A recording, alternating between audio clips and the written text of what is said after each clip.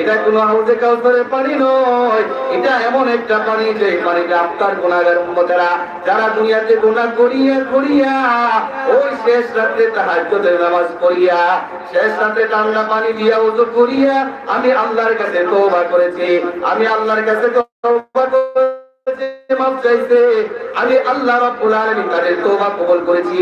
দুই ফোঁটা চোখের পানি ফালাইয়া যখন কাঁদছে ওই পানিটা আমি আল্লাহ বেদা যাইতে দেই নাই, এই পানিটাকে আমি আল্লাহ জিবরাইলের মাধ্যমে আমি রব্বুল আলামিন এই পানিটাকে হেফাজত করে রাখছিলাম।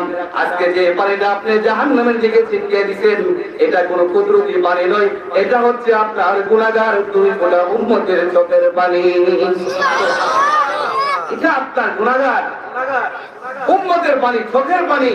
তারা আল্লাহর ভয়ে দুনিয়াতে কান্না করেছে, যার কারণে এই পানিটা আমি আল্লাহ হেফাজত করে রাখছিলাম।